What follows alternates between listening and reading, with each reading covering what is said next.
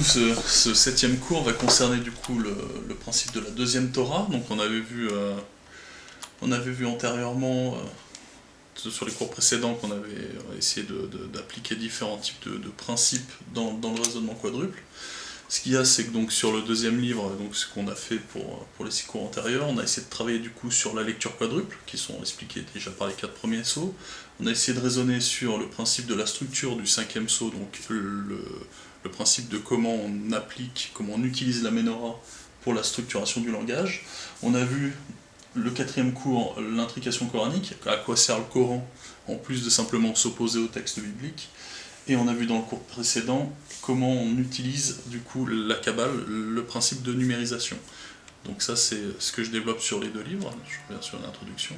Donc le principe d'une structuration sur laquelle repose la lecture quadruple, donc lecture analytique, lecture métaphorique, symbolique et allégorique, avec la Ménorah en trame de fond justement pour bien structurer le langage. On va voir du coup, on a compris que les artefacts servaient à se superposer les uns sur les autres pour comprendre du coup certains types d'expansion du langage. Donc l'arche d'alliance se superpose au chandelier Ménorah.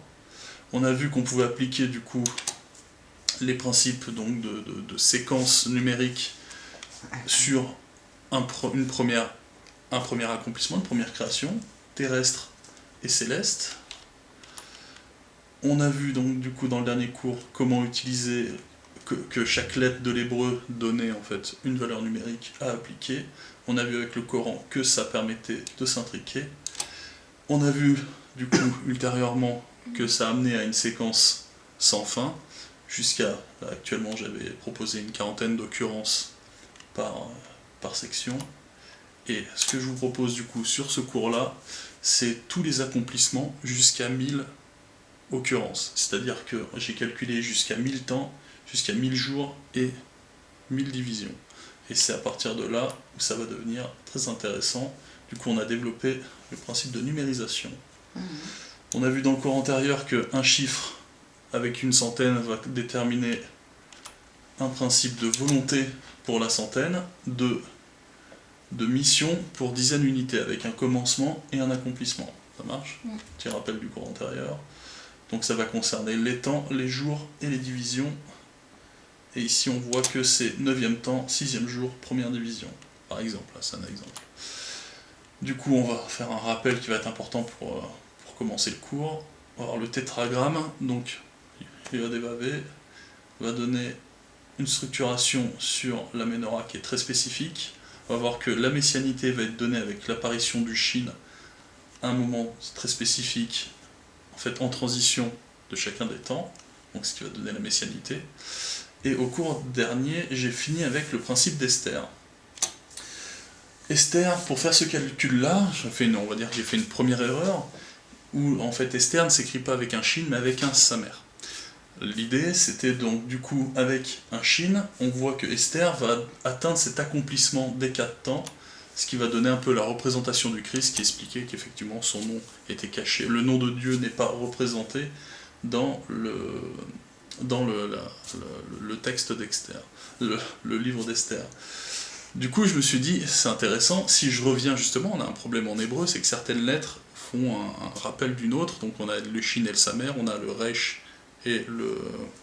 On a le Chet et le Raf, Ouais. On a le Aleph et le He, voilà, ce sont des lettres différentes, mais qui ont des phonétiques pareilles, identiques. Et le Tet et le Tav. Et le Tet et le Tav. Et du coup, je pense que en travaillant là-dessus, je vais essayer de vous expliquer, entre autres, pourquoi potentiellement il y a cette variation des lettres.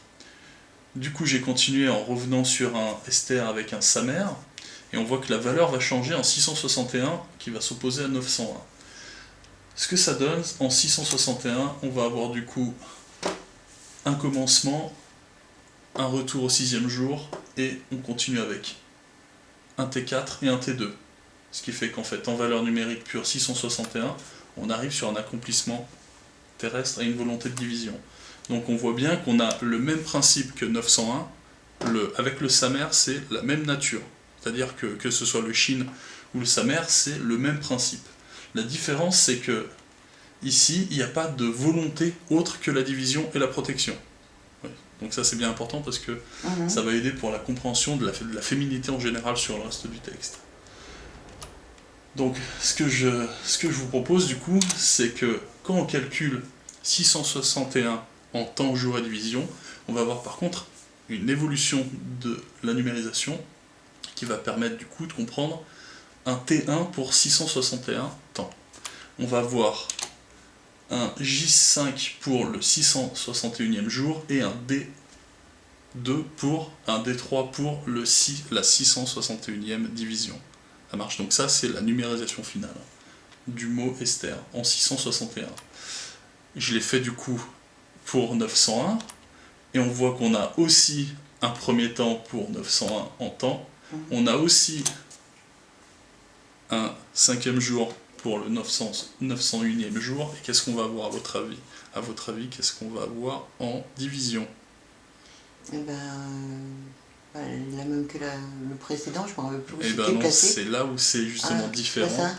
C'est qu'on arrive sur la lettre messianique, sur du D5, sur le Shin. Ce qui fait que Esther en 901... La lettre messianique? Le Shin caché. Le Shin, la messianité, ça s'accomplit, donc le cours, il y a 2 cours. Le principe de la messianité sur le Shin et Shin de Yeshua, ça va intervenir sur le D5 et le J5. C'est exactement ce qu'on a avec Esther 901. Ce qui fait qu'en accomplissement, on a encore un niveau d'accomplissement avec le Shin plutôt que le Samer, qui fait que Esther en 900 en 661 arrive vraiment à compléter l'ensemble de la structure. C'est comme s'il y avait effectivement un langage là-dedans. Ça c'est vraiment la Kabbale, la numérisation. Ce que je propose comme travail, ça va être basé là-dessus. Donc l'anecdote, c'est que potentiellement, il y a quelque chose à travailler ici. C'était pour reprendre la continuité du cours antérieur. Donc là, on arrive vraiment sur des trucs très techniques. Mais voilà, ça c'est un... Vous voyez un peu l'idée? Vous voyez, donc il y a une structuration de ce côté-là. Donc maintenant... Je comprends. Vous voyez un peu l'idée? Attendez, parce que le Yud-Ke Vav-Ke, c'est-à-dire que si vous rajoutez... Attends, juste, si tu rajoutes au Yud-Ke, au tétragramme, un Shin. Le Shin. On va avoir là, on plaçait au 5e jour, comme tu le places là au 5e jour. On va avoir des variations du tétragramme. C'est pour ça qu'il y a une multitude de dérivés du tétragramme. Il y a plein de noms qui vont être dérivés du tétragramme. Et là, l'intérêt, c'était de travailler avec le Shin, j'ai vu sur le cours antérieur.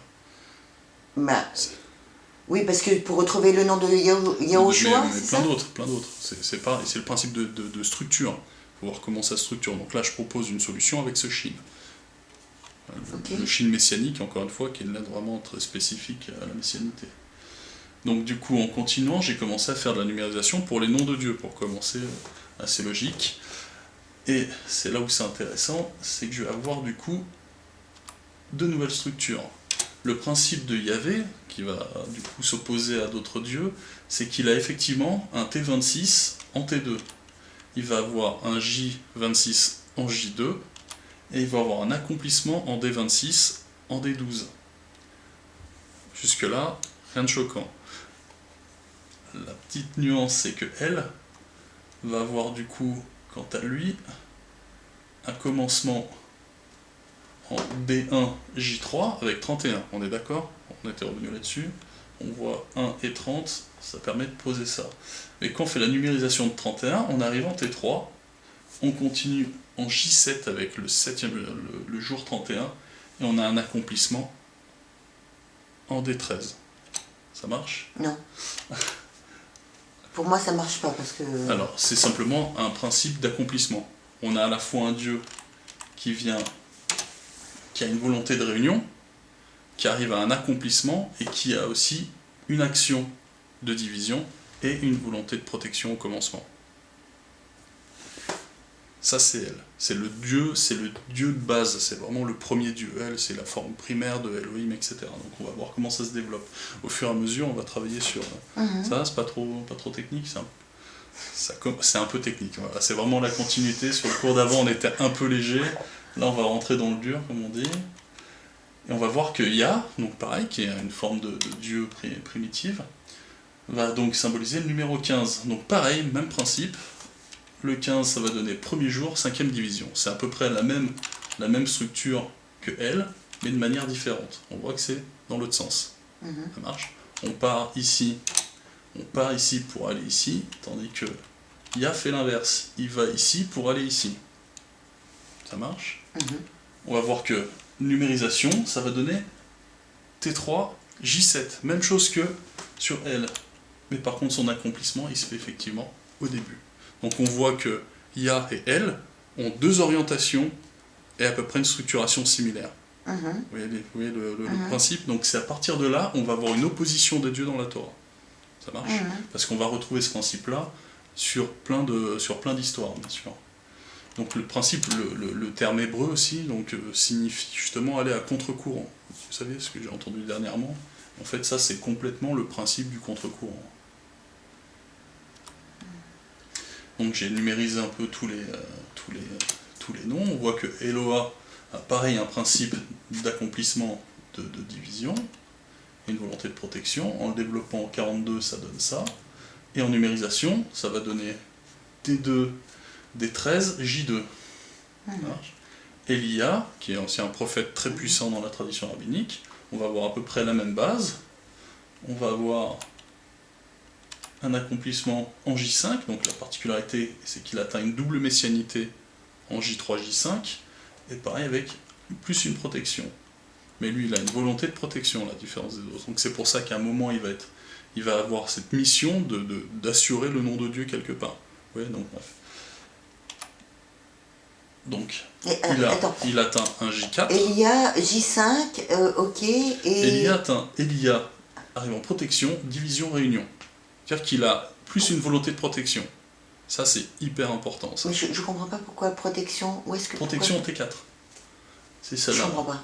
Je suis désolée, mais la numérisation de Elia, oui. Le 52e temps. Oui. Alors après, j'ai enlevé les T52, je les ai pas renotés à chaque fois. À chaque fois que j'arrive sur une numérisation complète, j'ai pris ce postulat graphique de simplement représenter une barre pour les temps, une barre verticale pour les jours et une étoile pour les divisions. Ça, je me rappelle. Ce qui fait qu'en fait, Elia, dans un premier accomplissement, a une première volonté, une première mission, a un J1, J3, J5. Ça marche, qui va faire protection, c'est le principe des trois messianités déjà. On a le fils de Mariam, fils de Dieu, fils de l'homme. Si on revient sur le cours 5. D'accord. Ça marche. Et on va avoir, en plus de ça, lui, il va avoir une volonté de protection. C'est-à-dire qu'on peut très bien accomplir tout ça et on a une volonté de division. Mais lui, Elia, il a une mission de protéger un plan quelque part. Ça marche. C'est ça, c'est symbolisé par ça. Et il va arriver au sacrifice du taureau en J4. C'est de proposer un alif, un lamed, un yod, un e et un vav. Ça marche? Donc ce qui fait qu'on va avoir une première représentation structurelle, ça va donner ça. Tac, tac, tac, tac, tac. Ça marche? Ok. Quand on développe le 52, ça va donner ça. 5e jour, 2e division.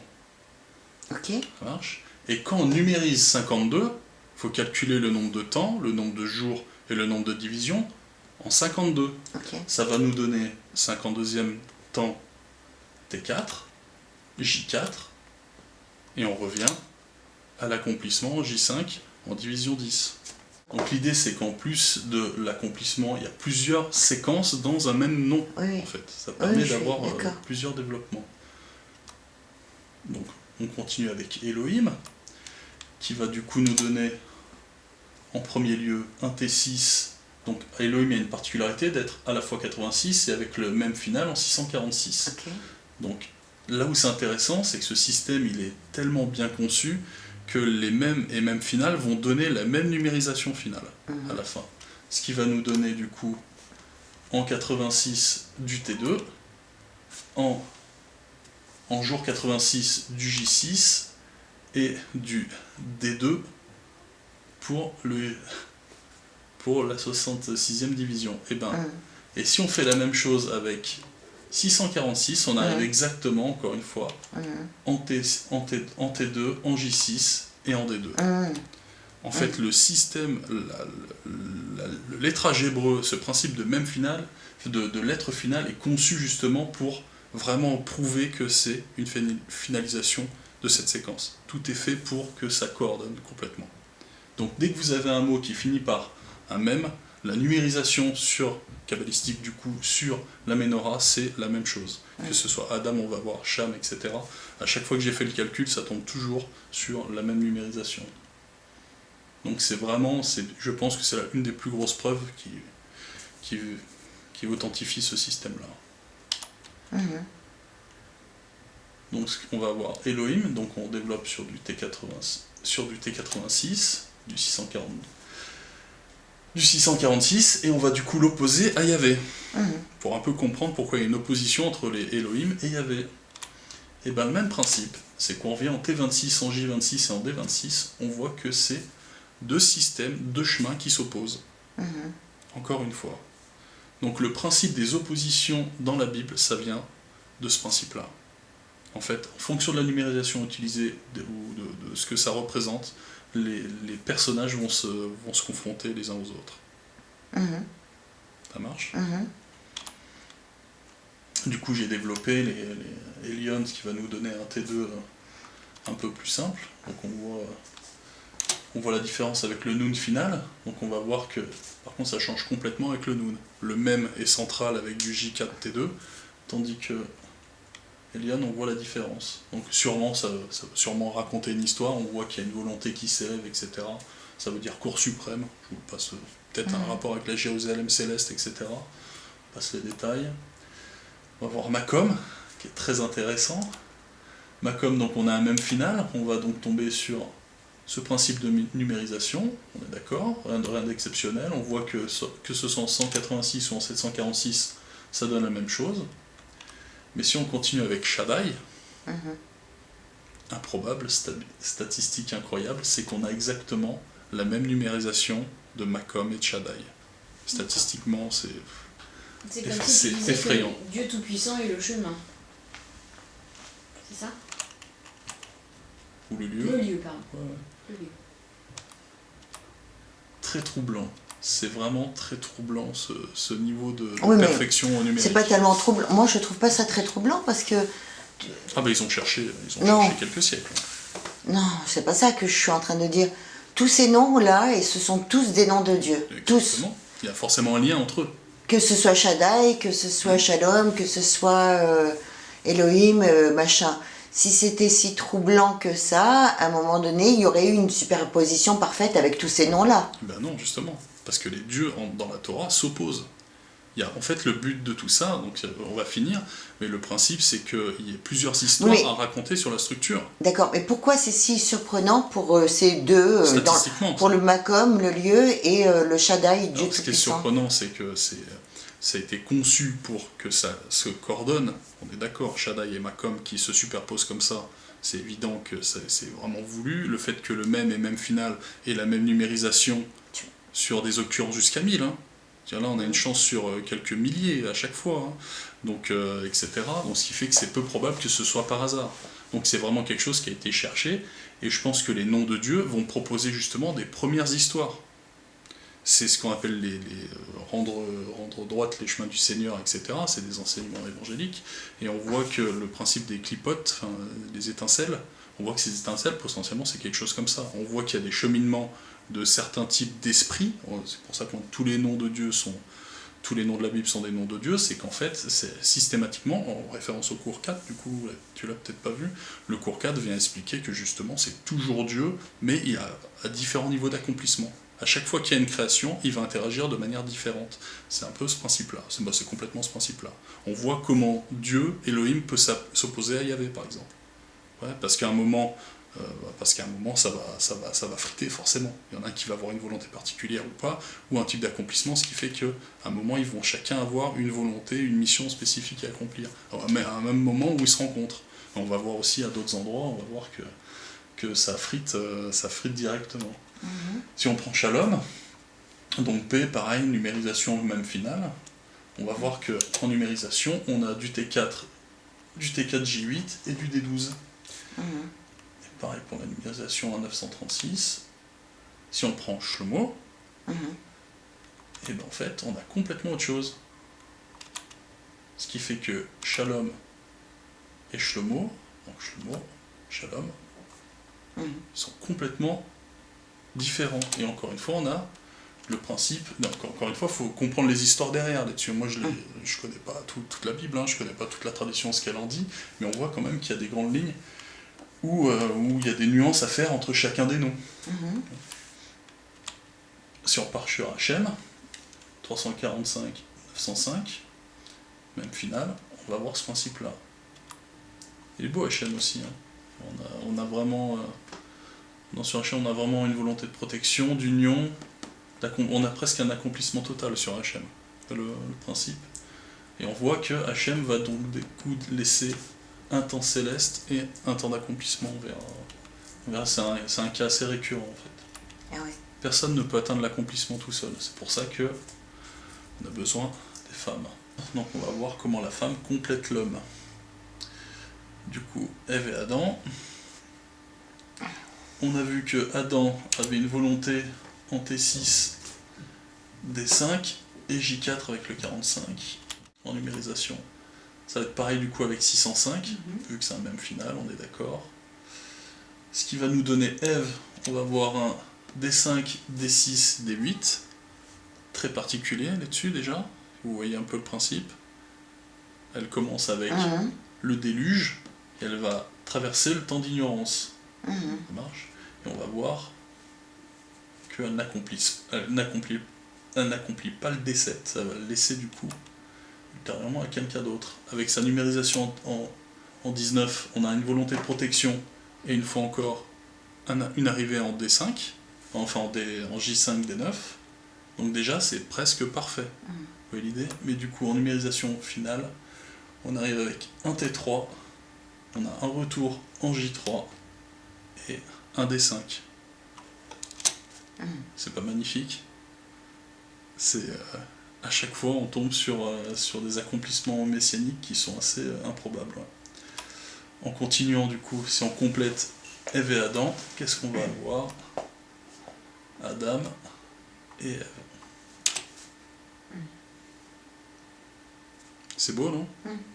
Adam et Ève en fait arrivent à avoir l'accomplissement terrestre, mais va laisser du coup un temps à Dieu en J7 et en J8. Donc il y a toujours un moment où ça se complète, mais il faut être 3 visiblement pour avoir l'accomplissement global. Sarai. Du coup, je vais aller plus rapidement en accomplissement direct. On voit que Sarai, c'est déjà très rapide en termes d'accomplissement, c'est assez impressionnant aussi. On voit que Abraham, sans le et, ça va être aussi assez lourd. On voit que Sarai et Abraham, ça va donner un certain type d'accomplissement. Pareil. Si on revient du coup avec la suppression du iode et le retour du et, ça va nous donner du coup une femme qui arrive en protection. Et ça va nous donner du coup un homme qui arrive avec une volonté de division et d'accomplissement. Ce qui fait que les deux combinés, ça va donner ça. Et en fait, et quand on combine Sarai, Sarah, Abraham, on a toujours cette place qui est vacante par Dieu et par le Messie ici, en J5. Ouais. Donc à chaque fois, il va falloir arriver à compléter systématiquement l'accomplissement. C'est génial. C'est génial. Rebecca et Léa, donc ils sont Israq. Rebecca en 307. Donc on voit pareil, un peu comme Esther, on va avoir un accomplissement global. En numérisation finale, on a effectivement tout cet accomplissement, sauf la protection et la messianité. C'est génial. Hein. Et avec Israq,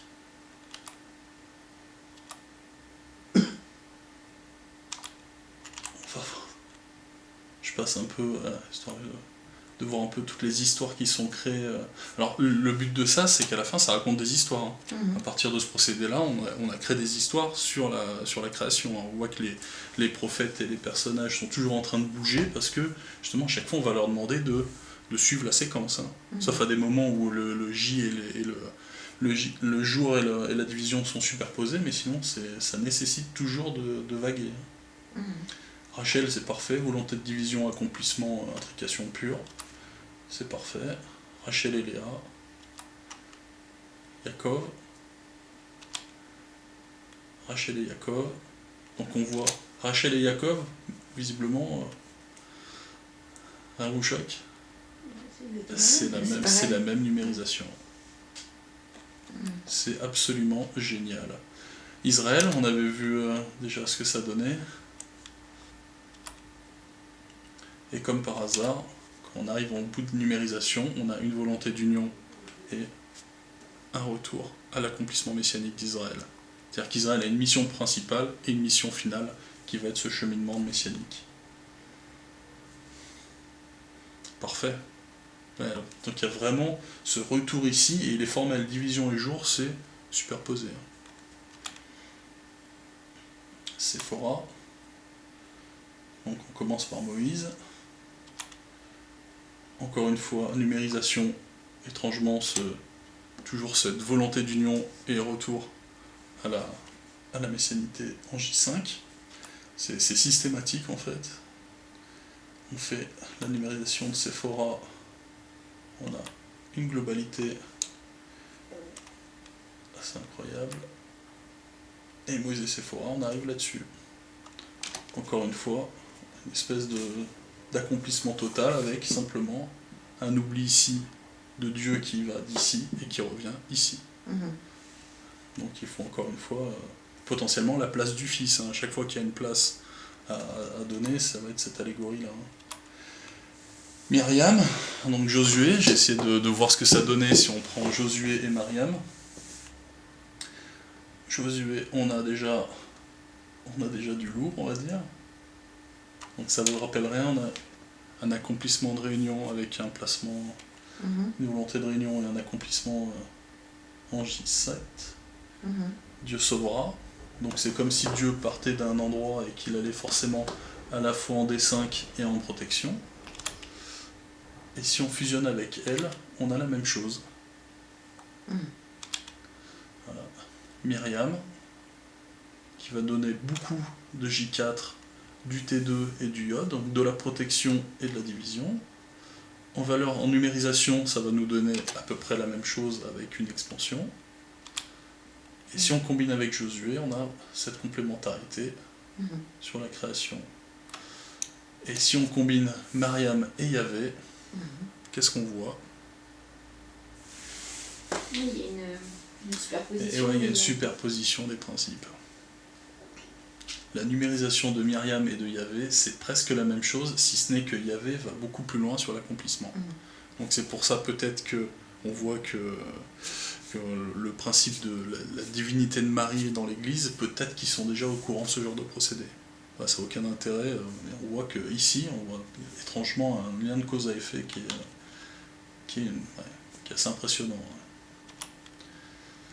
Esav, donc on avait vu que Esav se disait de différentes manières dans différentes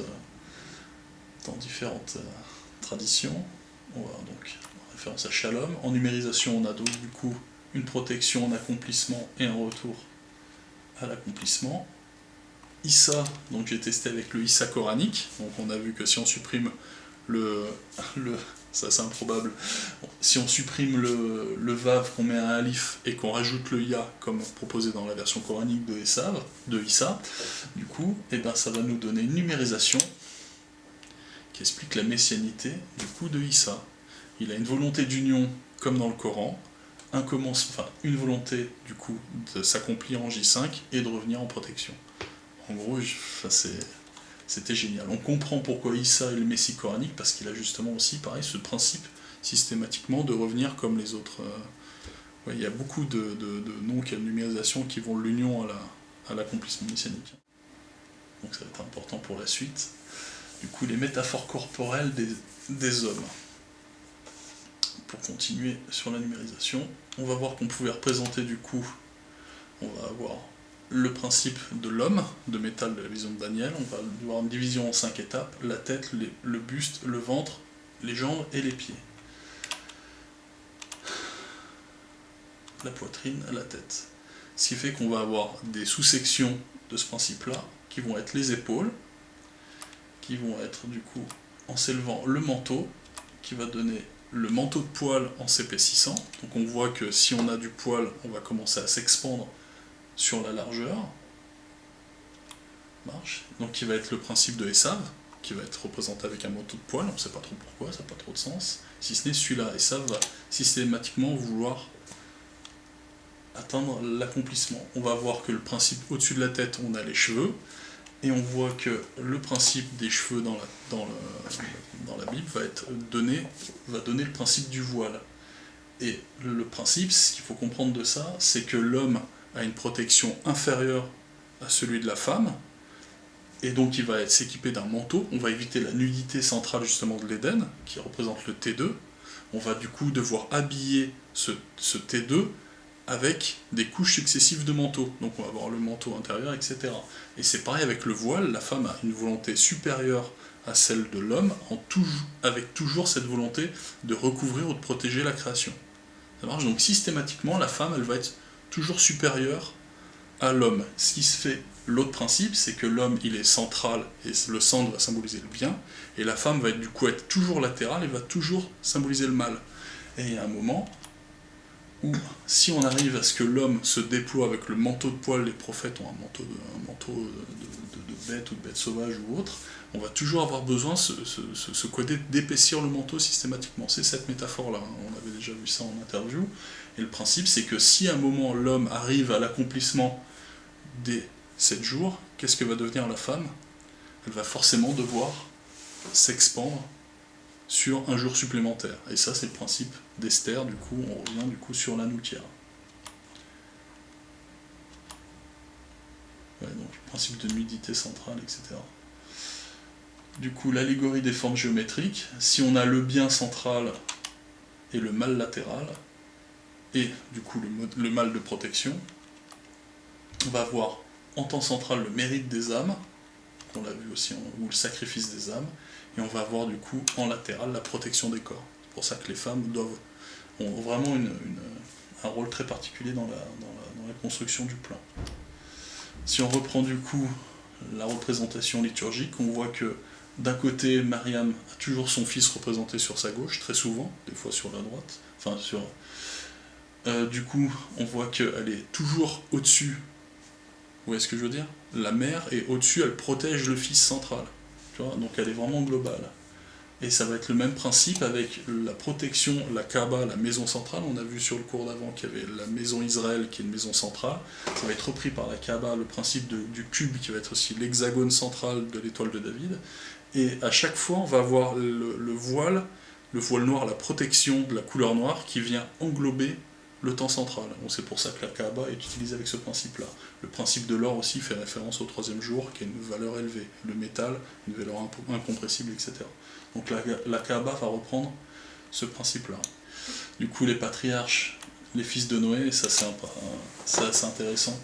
On va voir donc du coup, ce qu'on a vu avant, c'était la numérisation homme, femme, etc., les grands principes. Et maintenant, si on arrive à appliquer ça sur une fratrie, on va voir ce que ça donne. Donc j'ai numérisé, vous voyez, c'est là, c'est pas trop petit. Non. Donc si j'ai numérisé du coup les fils de Noé qui vont donner un premier aperçu du principe de triple messianité. On va avoir Cham qui va avoir une numérisation de cette nature-là, et déjà ici on peut comprendre d'où viennent les messies. Est-ce que vous le voyez? D'où viennent les messies? Il y a 3 messies. Oui. Donc on a fils de Mariam, fils de Dieu, fils de l'homme. Est-ce que vous arrivez à retrouver en quoi les fils de Noé sont les archétypes des messies? Ah, c'est ça la question. C'est ça la question.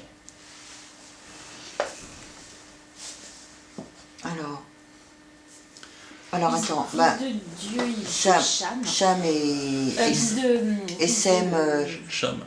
ils ont la même volonté, les deux?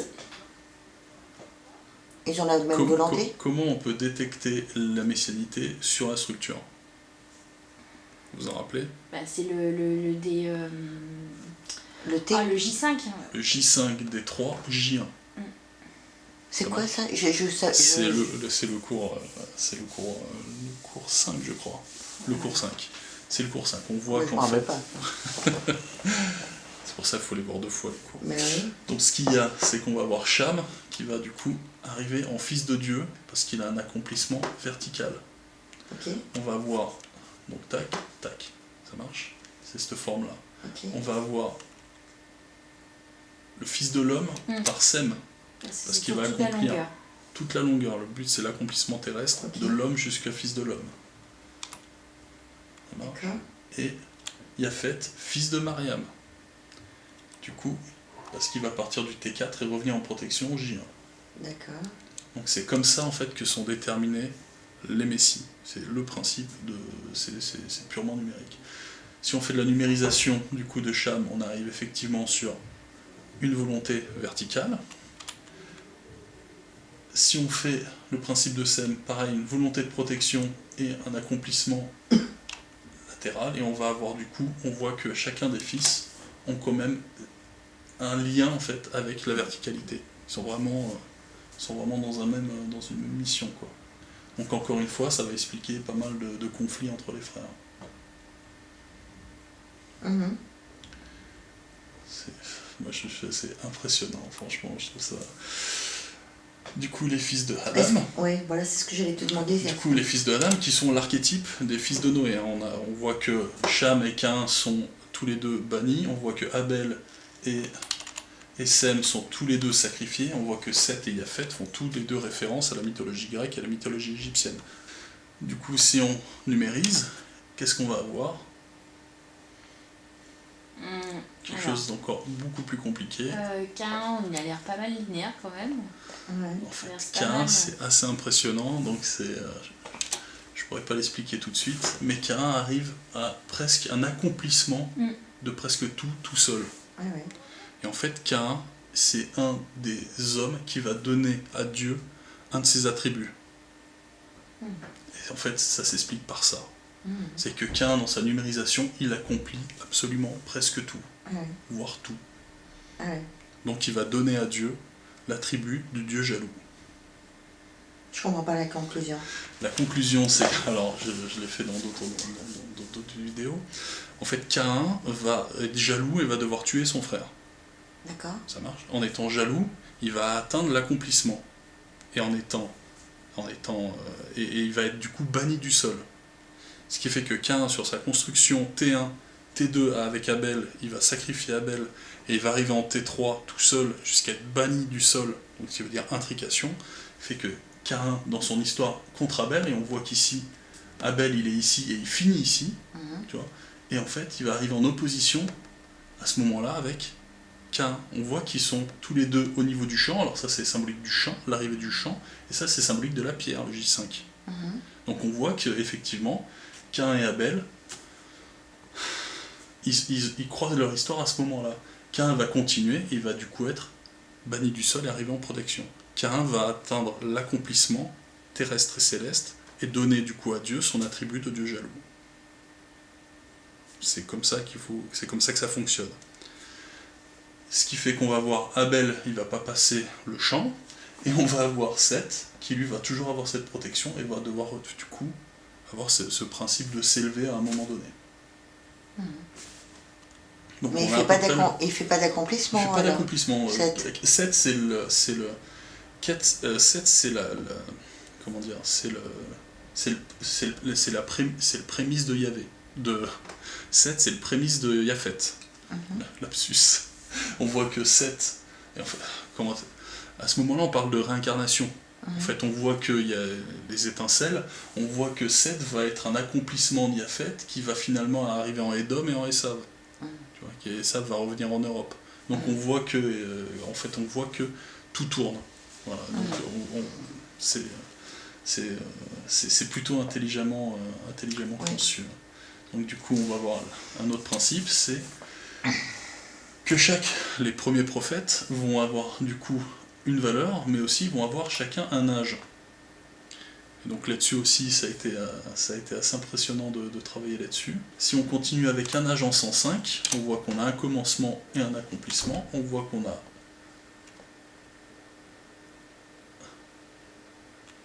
un accomplissement et un retour en protection. Donc on voit qu'on a de l'union, réunion et une volonté de protection. On fait ça avec Adam. Donc on l'a vu tout à l'heure, la superposition, la numérisation. On va avoir du coup une volonté de division et un retour en protection. Une volonté de protection dans un deuxième temps. Et de nouveau, avec 930, un retour en division et une plus grande volonté de protection. Donc il y a une ambivalence sur les unions protection, de division et protection chez Adam, qui est assez... En fait, rien que ça raconte déjà des histoires, en fait. Donc c'est vraiment génial.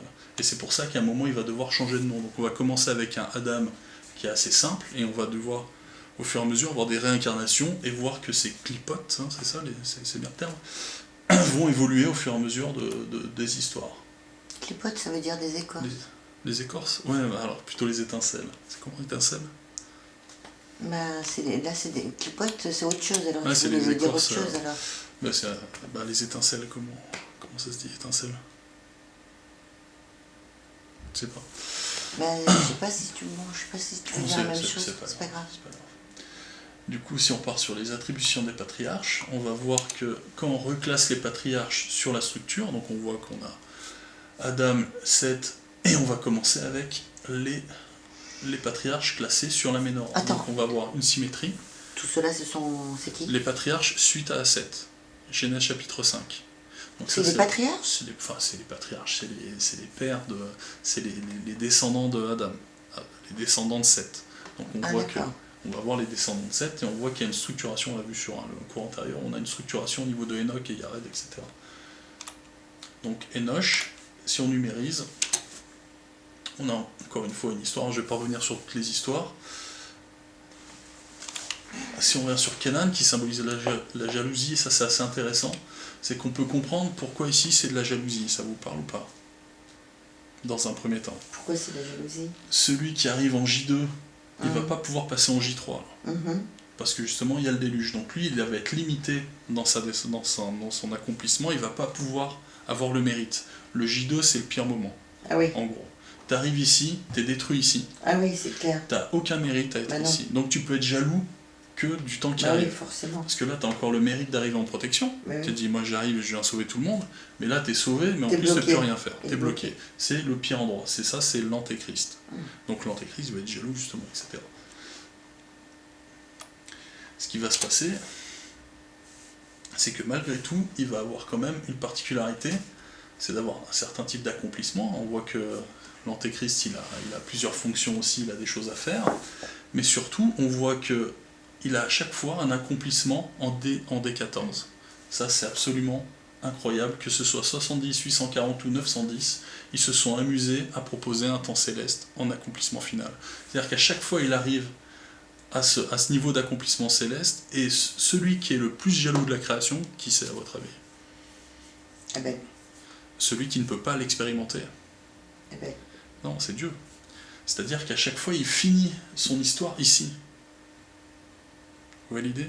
C'est qu'il y a celui qui peut être jaloux du non-accomplissement terrestre, c'est celui qui n'a pas le droit de l'expérimenter. Ouais, donc il y a encore une fois peut-être quelque chose à faire là-dessus d'assez intéressant. Abel. Mais qu'est-ce qui devient Abel dans tout ça? Abel, non, par contre, Abel, il a du mérite. Il a fait un sacrifice de la chair qui plaît à Dieu. Non, Abel n'a rien à voir là-dessus. Pourquoi Abel? Il a fait le sacrifice de quoi? De la chair. Abel, il a fait un sacrifice d'animaux qui a beaucoup plus plu à Dieu que le sacrifice des fruits de Caïn. Enfin, c'est surtout parce que c'est pas tellement parce que c'était la bête, c'est surtout parce que c'est l'odeur. Ouais, non mais après voilà, encore une fois l'odeur symbolise le J5. L'odeur c'est J5 D5. Ok. Voilà, c'est pour ça. Après le principe de la chair aussi, le sacrifice de la chair est voulu par Dieu, au même titre qu'on a le sacrifice des corps et le mérite des âmes. Ouais. Tandis que les femmes vont venir en protection des corps. Okay. Donc pareil, c'est la même allégorie. Du coup, on arrive avec Mahalel, donc, qui signifie par contre louange de Dieu. On va essayer de comprendre pourquoi. On va voir que Mahalel a un accomplissement très spécifique du J3 systématique, avec un retour au mérite, un accomplissement des 5 et un retour en protection. On voit qu'en numérisation, on a par contre cette volonté de protection et un retour en T3. Et ce qui va nous donner du coup un accomplissement dans un premier temps en T1, en T2 dans un deuxième temps et en T3 dans un deuxième temps, avec à un moment une messianité ici et une messianité ici. On arrive du coup sur du T1J5 et on arrive sur du T3D5. C'est vraiment un parallèle qui est assez troublant. Vous voyez, il y a systématiquement l'accomplissement messianique du D5J3. C'est vraiment la louange de Dieu, du coup, c'est assez cohérent. Il y a Red, le principe de descendre. Donc on va le fait de descendre sur les nuages et compagnie.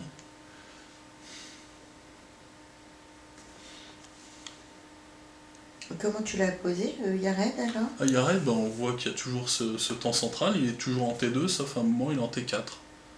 Donc en fait, on voit... Le Yud, il est passé par où? Ah, le Yud, il passe en J1 normalement.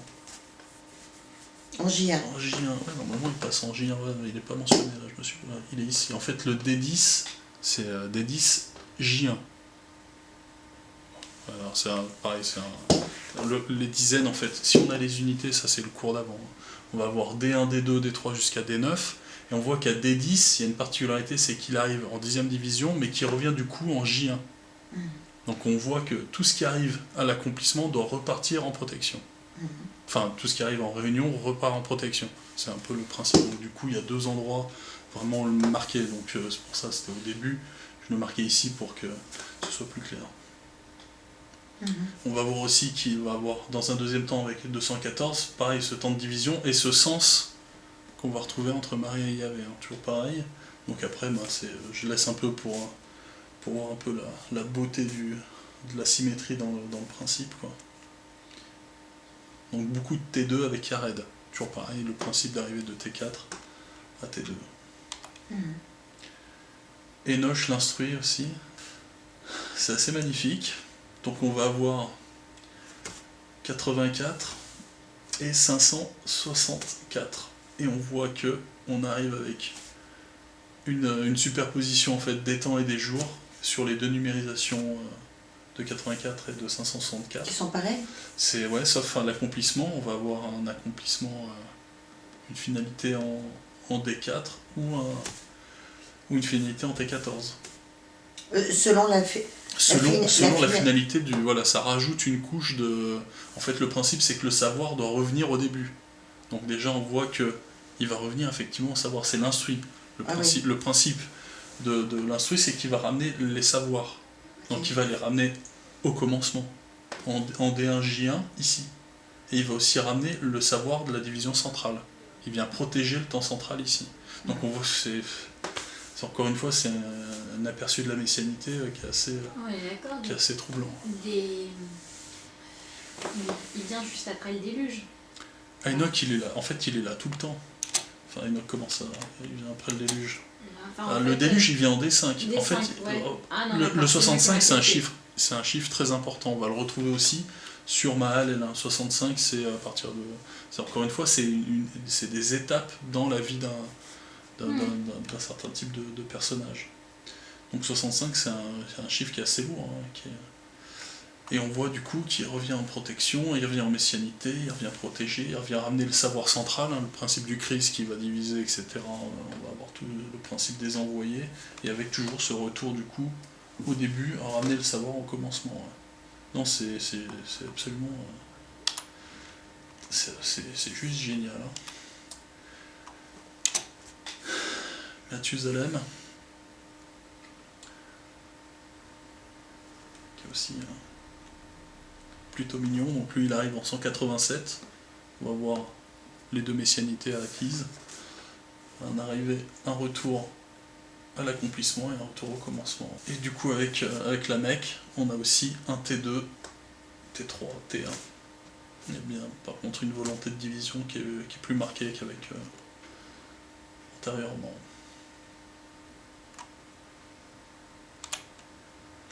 Donc si on revient sur la représentation de la féminité de Marie, on va voir du coup la mère qui englobe le Christ. Si on remplace ce principe-là avec un antéchrist et un antichrist latéraux, on voit que l'homme va s'expandre sur les trois temps, et à partir de là, qu'est-ce que ça nécessite? Une expansion du matriarcat sur un jour supplémentaire. Et on arrive du coup sur la Nouka. comme expliqué tout à l'heure. Je peux revoir la Hanouka que tu as faite oui. Alors ça c'est Ah oui, tu as fait la Hanouka et tu as rajouté le... Hanouka, Menorah et... Expliqué dans mon livre. Qu'est-ce que c'est ça? C'est l'arche de Noé, ça. C'est comme ça que je symbolise l'arche de Noé. Qui? Moi. Ah. C'est pour expliquer l'arche de Noé est conçue sur 6 jours. C'est une conception coranique antérieure. Voilà. Et en fait, ce principe-là, c'est expliqué dans le deuxième livre. C'est l'expansion type 8 coranique. C'est le lettrage mystère du Coran. Voilà, je l'ai mis ici en référence à la Hanouka, qui est vraiment la valeur centrale. Des questions sur cette deuxième Torah, ce principe de Kabbale numérique, ça vous... En fait, moi j'ai une question, mais elle n'est pas... Je pense pas qu'elle soit placée au bon endroit. Enfin là, je pense pas que... Essaye toujours. Non, mais non, je préfère la poser hors caméra. Non, mais si, c'est le but du cours. T'as une question par rapport au cours? Non, justement, c'était une Bah question si. hors... Ouais, bah, Enfin... ouais, bah, c'est le but, alors. Dis-moi. En fait, quand... je vais essayer de partir à la base et de... Quand... C'est ce qu'on essaie de faire. Ben... En fait, la base, Alors. c'est qu'on a choisi, on a conçu une structure. Alors qui est justement, la Ménorah. je voudrais m'arrêter là-dessus. En fait, c'est là-dessus que je voudrais m'arrêter. Parce que... moi, je voudrais juste comprendre comment tu t'y es pris pour considérer que cette branche sur une menorah, c'était le premier jour, cette autre branche, c'était le deuxième C'est jour. expliqué dans le premier cours. Non. C'est l'ignorance à la connaissance. Non, j'ai pas fini, Pierre. Ouais. J'ai juste pas fini. Parce que en fait, tu as imposé un système de... Tu as imposé un système... je ne sais pas comment tu le conçois. Je ne sais même pas comment il est logique, en fait, parce que si je reprends une menorah, peu importe, je prends une menorah n'importe laquelle, un tronc d'arbre n'importe lequel. N'importe quoi. Il faut que, pour que toutes les branches elles puissent tenir, on est bien d'accord, on a besoin de ce tronc central. Non. Si. Non, Je vois pas comment c'est possible. T'as le buisson. C'est le principe du buisson. Bah, Le buisson n'a pas de tronc. Donc au début, Dieu, c'est un buisson ardent, dans la mesure où on l'a expliqué en cours 4, ça je crois. Non, cours 3. Le cours 3, on explique pourquoi Dieu parle dans un buisson ardent. D'accord, mais le buisson, on ne nous dit pas qu'il a 7 branches ou qu'il a... Non, il n'en a pas. Non, il n'a pas de branches. C'est un buisson parce qu'il n'a pas de tronc. C'est un buisson parce qu'il n'a pas de tronc. Et du coup, Sauf que là, il a un tronc. oui, il a un tronc. L'arbre, du coup, Cette le menorah, elle a un tronc. le buisson va devenir un arbre. D'accord, le buisson, il va symboliser les courbures et il va avoir besoin de devenir un arbre pour pouvoir s'accomplir avec le temps central. Le buisson, c'est une expansion type coranique. Ça marche? On a les flammes sur les 6 jours, parce que c'est symbolisé, la flamme va être symbolisée par les courbes et le savoir. On va devenir, du coup, l'arbre va devoir, le buisson va devoir s'expandre avec un tronc central. Et là, on passe en 7 jours. C'est le même principe de l'arche de Noé qui n'a pas de poteau central de maintien. Il a juste un trou au milieu pour pouvoir faire glisser un poteau de 50 cm, enfin d'une coudée. C'est le même principe. C'est le cours 2 qui l'explique. En fait, tu as des jours qui s'intriquent, tu vas voir le 1 et le 7, ils sont liés. Tu peux pas créer le premier jour si tu n'as pas le 7e. C'est ça que ça veut dire. Si tu veux créer la menorah dans son ensemble, c'est que le 1 et le 7, ils sont liés. Le 2 et le 6, ils sont liés. Et si tu reviens sur Yahvé, si Yahvé, c'est le numéro 26, tu vois que sur son accomplissement, on va revenir. Je vais te montrer pourquoi tout est lié. C'est bien, en fait, c'est intéressant comme question. On va voir. Il doit être ici. Voilà. Yahvé, ça donne ça. Qu'est-ce que tu vois sur la menorah? Tu vois que Yahvé, donc volonté centrale, mais tu vois surtout qu'il va partir du J2 pour arriver ici en D12. Mais le D12, c'est le J6.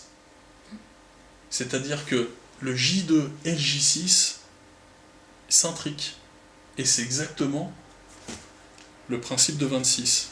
La probabilité pour que ça tombe, c'était très faible, ça. Donc le truc, c'est que quand tu crées le J1, c'est le principe de l'alpha et l'oméga, tu crées aussi le J7. Tu peux pas créer l'un sans l'autre.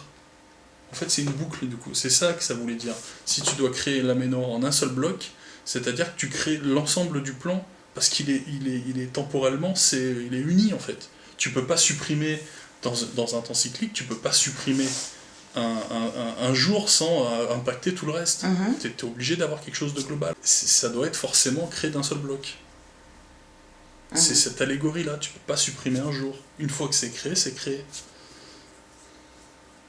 Ça te convient comme réponse?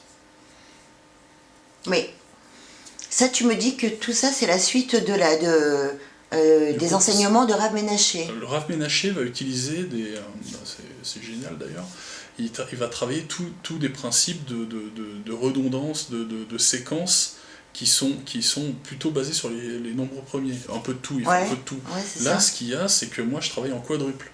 Donc, c'est-à-dire que les enseignements qu'il trouve avec tout ce qui est les amalgames de nombres premiers, peut-être que moi, j'y toucherai sûrement jamais. C'est-à-dire c'est quelque chose, les choses qu'il découvre, c'est exceptionnel, mathématiquement et statistiquement, c'est impossible. On voit qu'il y a une intelligence qui est vraiment supérieure, au même titre que là, on voit que dans les noms des prophètes, il y a déjà leurs histoires. Et, ce que j'essaie de faire comprendre dans ce cours-là, c'est vraiment qu'on a un système numérique, en plus de ce que découvre Rav Menaché, un système qui est vraiment une numérisation qui est vraiment spécifique.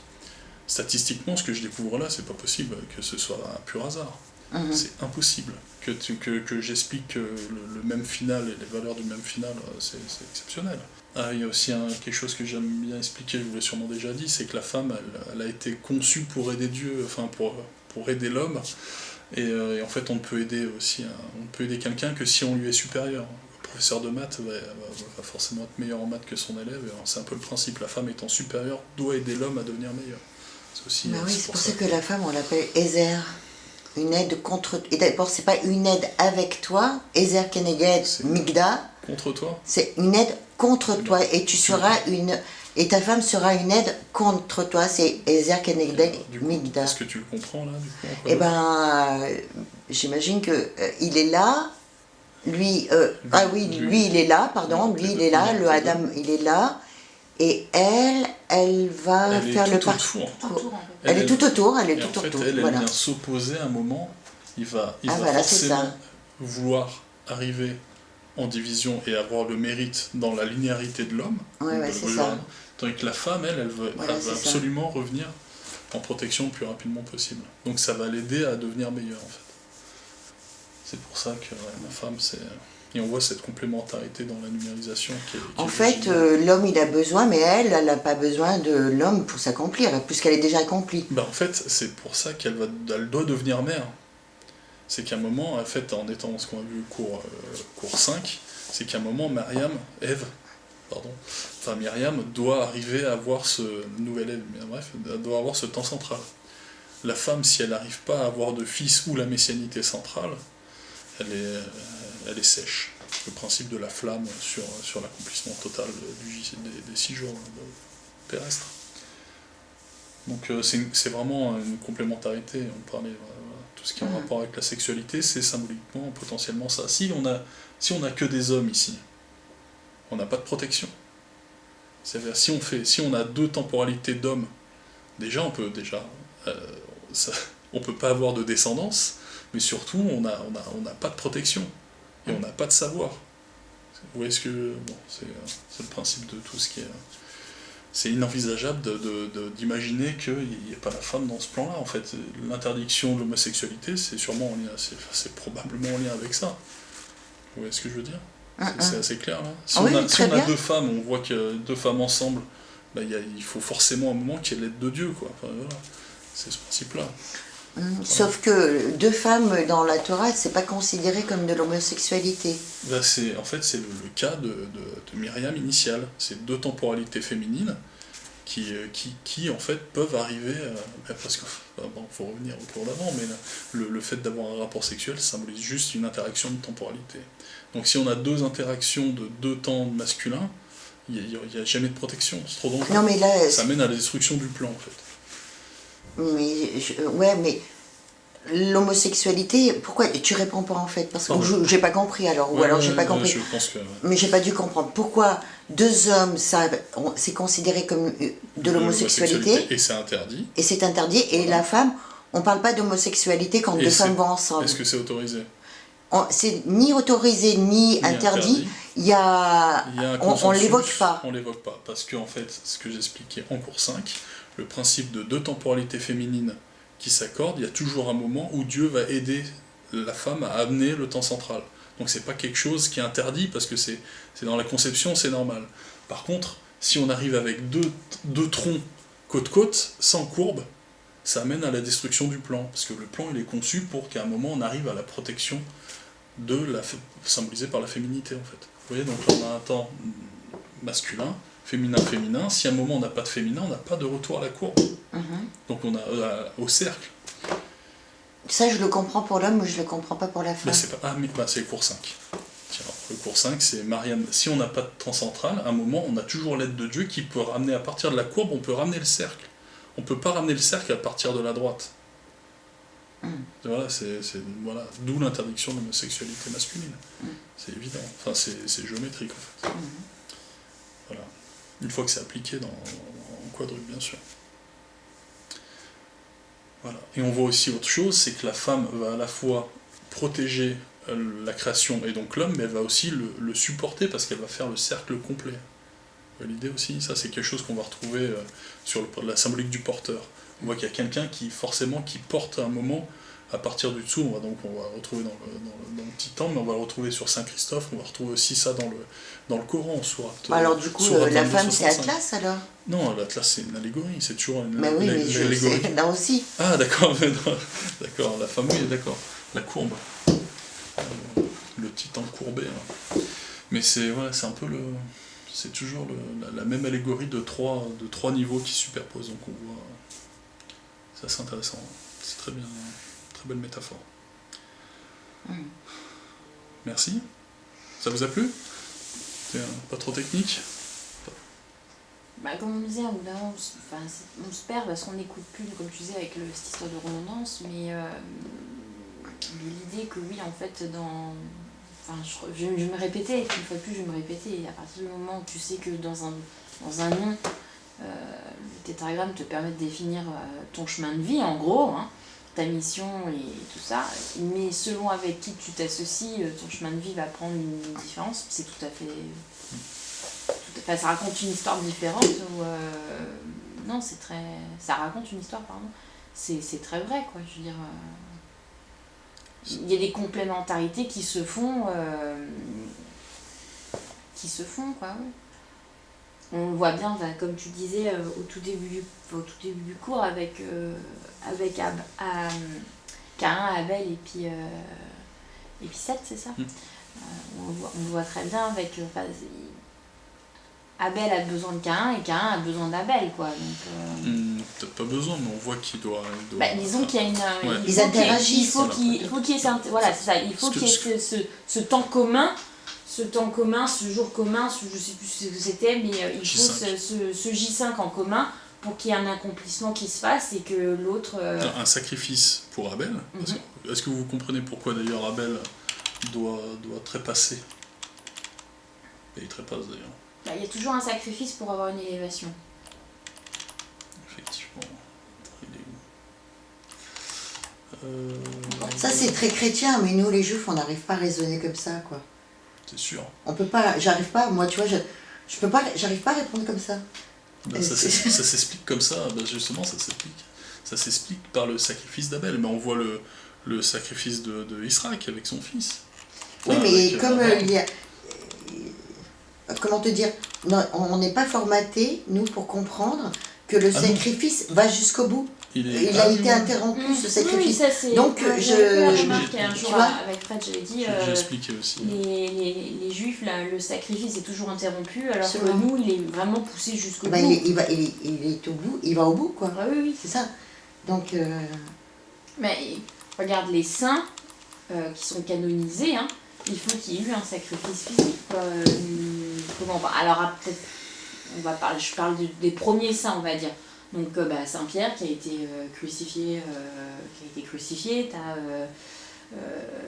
Sainte Blandine qui a été décapitée, il me semble, de mémoire. Non, jeté au lion. Il y a toujours Oui, Saint Jean-Baptiste qui a été décapité, t'as toujours, quoi Le qu'il arrive... sacrifice de la chair. Le sacrifice de la chair, ouais. Donc c'est le T2. La sainteté est donnée du coup en T2.